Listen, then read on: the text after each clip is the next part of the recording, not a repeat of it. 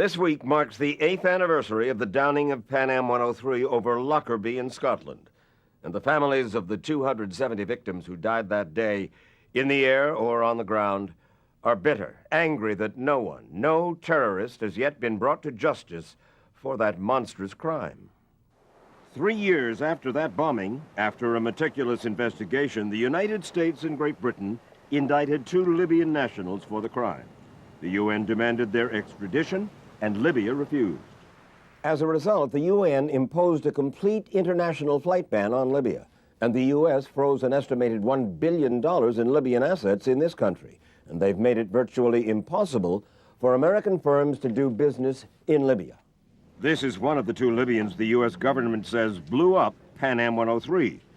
His name is Abdelbasit Ali Al-Megrahi. In Tripoli recently, he told us that he and the other Libyan accused, Lamin Khalifa Fima, are innocent of the charges against them. And I would like to say, don't jump to the conclusion, to the wrong conclusion, as once Mr. President Clinton, he mentioned that. Don't jump to the conclusion, maybe you will be wrong or something. Al-Megrahi and Fima are still on the FBI's top 10 list. The U.S. government alleges they are, in fact, Libyan intelligence agents who put the bomb on Pan Am 103 while working in Malta as employees of Libyan Airlines. They live now in Tripoli under constant guard for fear of being kidnapped by U.S. or British intelligence agents. Meanwhile, the Libyans have tried a variety of ways to get the sanctions lifted and to get their frozen funds released without giving up the accused. They've even hired American lobbyists in violation of U.S. law to float various plans to end the sanctions, including plans to compensate the victims' families. Treasury Department documents show how the Libyans legally paid several American lawyers more than $3.5 million to try to find a legal way to settle the matter. Among them, defense attorney F. Lee Bailey, former Iowa Senator John Culver, Washington lawyer Plato Caceres, former State Department counselor Abraham Sofer, and Miami attorney Frank Rubino. Most of them were paid by the suspect's Libyan lawyer, Dr. Ibrahim Legwell. I wanted to find all the possibilities that we find any acceptable solution for a fair trial which save the rights of everybody. But only Frank Rubino, who is also Manuel Noriega's attorney, has appeared before a U.S. court to represent the 2 Libyans. The 2 gentlemen have made up their mind, right, wrong, or indifferent, this is their posture, that they are not coming to the United States to trial. No, they believe they're not going to get a fair trial in the United States, correct? That's their belief. I have tried, very honestly, to counsel them differently because I believe they could. But the bottom line is their mind is not going to be changed. So therefore, we look for some reasonable, fair alternative to offer the United States so that there could be a resolution to this matter in a legal way. And we've come up with the proposal. Rubino's plan, a trial at the World Court of Justice in The Hague, the Netherlands. And while this idea has been floated by the Libyans before, this time, the plan is to try them under U.S. law. They would be tried under United States rules of court. The trial would be presided over by a United States judge. The trial would be prosecuted by a United States attorney or a special prosecutor, whoever was chosen by the United States government to prosecute. Rubino says the plan is different from a trial in Washington, D.C. in only 2 respects: the location, which would be The Hague, and the jury, which would be 12 international jurists instead of 12 citizens of the District of Columbia.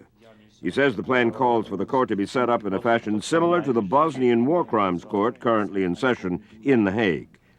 Mr. Al-Megrahi told us that he would agree to show up for such a trial. You're looking for the truth, we are looking for the truth as well. So I don't mind to have a trial somewhere else in the 3rd country, because I'm looking for the truth as well. Dr. Legwell also arranged for us to meet the 1 Libyan who would have to give his blessing to the proposal, Colonel Muammar Kadafi. The colonel told us the government of Libya has suggested that the suspects go to Britain or America for a trial, but that the suspects and their attorneys refuse to do so, and so he cannot, he says, force them to.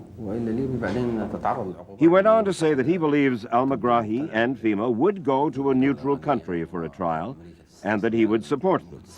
But Frank Rubino says he understands that for the U.S. to agree to move forward with such a plan, it would have to have the support of the families of the victims of Pan Am 103, and those families have been active and vocal in opposing any compromise with Libya.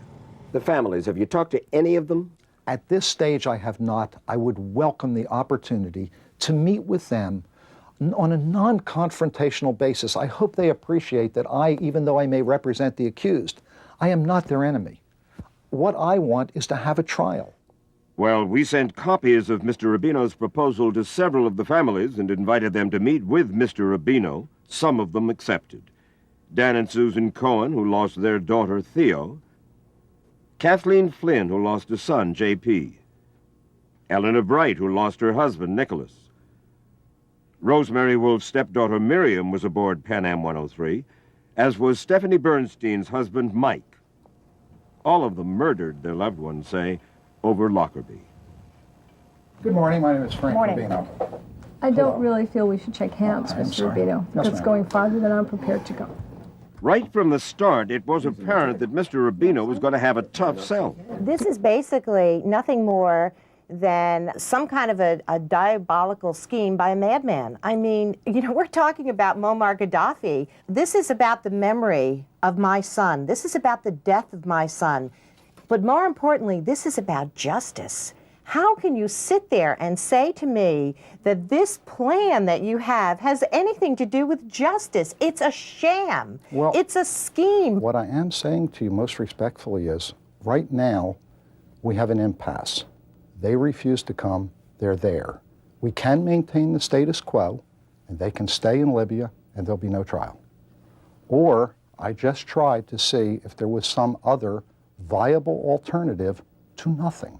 We have nothing now, but I think that this is a propaganda ploy by the Libyans, and what you're proposing isn't justice, isn't going to get us justice, isn't going to do anything, and I'm disgusted that the U.S. government has allowed this thing to drag on this way when Gaddafi had no intention of complying with the demand that the terrorists be turned over. Now, I pose the question to you, Mr. Rubino. Are they alive?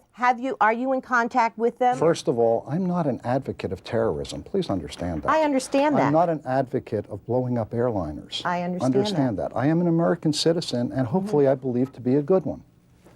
With respect to your question as to the two accused, I have last seen them approximately 8 months ago. Then we played for the families the tape of Mr. El-Megrahi's comments that we'd shot just a few weeks ago. You are looking for the truth. We are looking for the truth as well. Well, it's obvious that he's giving the party line. He's an intelligence officer, or he was, in the Libyan government with very strong ties to Gaddafi. This is the party line. Well, let me put it this way: there are no tears in this group for this person. And the I think the message is you can pretty see it's pretty clear here that in 8 years our anger has not abated one little bit. This isn't the first time we've been approached in various ways. We've had all kinds of approaches, attempts to bribe us into coming out Large sums for of money. international trials, Wait. lift the sanctions. Let me understand. Who tried to bribe the families? There were two former representatives of the Reagan administration who were hired to try to convince the families to go to a meeting in Europe, meet the Libyans along with some congressmen to try to get a negotiated settlement for a trial. What was the offer? The offer was a compensation offer to try to change the venue. And this has... $1 million a family, as I recall, isn't it? Yes.